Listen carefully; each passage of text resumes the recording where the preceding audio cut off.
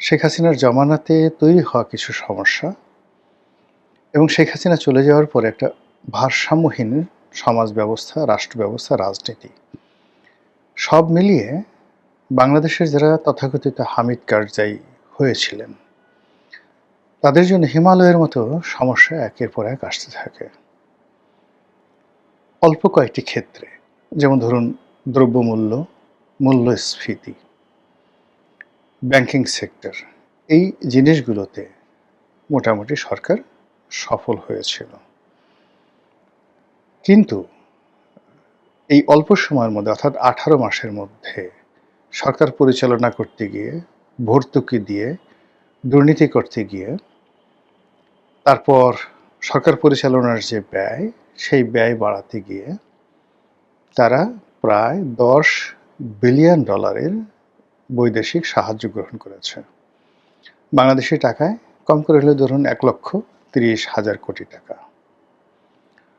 একই সময় মুদ্রা ছাপিয়েছে কত হাজার কোটি টাকা আমরা বলতে পারবো না, তবে ইসলামী ব্যাংকগুলোকে, কেবলমাত্র ইসলামী ব্যাংকগুলোকে তারা সাবসিডিজ দিয়েছে প্রায় 30,000 কোটি টাকা। তো 1,30,000 কোটি টাকা বিদেশ থেকে এনেছে, আর ইসলামী ব্যাংকগুলোকে দিয়েছে 30,000 কোটি টাকা সাবসিডিজ, টাকা ছাপিয়ে। আর নিজেরা কত হাজার কোটি টাকা ছাপিয়েছে এটা বলা যাচ্ছে না, ধরুন আরও প্রায় 30,000 কোটি টাকা তারা ছাপিয়েছে। এর বাইরে ব্যাংকিং ব্যবস্থা থেকে বৈধ চ্যানেলে তারা যে ঋণ নিয়েছে, সব মিলিয়ে 18 মাসে প্রায় 3 লক্ষ কোটি টাকা বৈদেশিক ঋণ, স্থানীয় ঋণ এবং তার সঙ্গে সঙ্গে মুদ্রা ছাপানো, এই লায়াবিলিটিস ইউনূস সরকার তৈরি করেছে। ফলে কি হলো, এই বিপুল পরিমাণ ভর্তুকি দিয়ে তারা ডিজেল এনেছে, বকেয়া পরিশোধ করেছে, কর্মচারীদের বেতন দিয়েছে, সব কিছু করেছে খুব স্বল্পকালীন সময়। অনেকটা আইসিইউতে একটি রাষ্ট্র বাঁচিয়ে রাখার মতো ঘটনা তারা করেছে।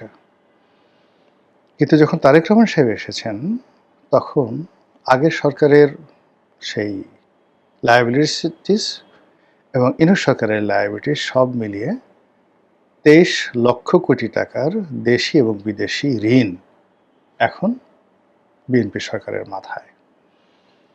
এই ঋণ সামাল দেওয়ার জন্য আইএমএফের ঋণ দরকার, ওয়ার্ল্ড ব্যাংকের ঋণ দরকার, বিভিন্ন বিদেশি বন্ধু রাষ্ট্র তাদের কাছ থেকে অ্যাটলিস্ট এই মুহূর্তে $10 বিলিয়ন, অর্থাৎ ইউনূস সাহেব যে টাকাটা হাওলাত করেছিলেন, ঋণ করেছিলেন, ওই পরিমাণ টাকা বাজেটারি সাপোর্ট এই সরকারের এই মুহূর্তে দরকার। এবং কম করে হলেও 6 লক্ষ কোটি টাকার রাজস্ব তাকে আদায় করতে হবে স্থানীয়, মানে ট্যাক্সেশন যে সিস্টেম রয়েছে তার মাধ্যমে, এনবিআর এবং এনবিআর বহির্ভূত যে খাতগুলো রয়েছে।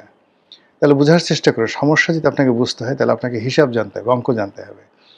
সরকারকে এই বছরের জুন মাস থেকে আগামী বছরের জুনের মধ্যে কম করে হলেও আমদানি, রপ্তানি, অবকারী শুল্ক, ভূমিকর যা কিছু আছে স্থানীয়ভাবে 6 লক্ষ কোটি টাকা আয় করতে হবে।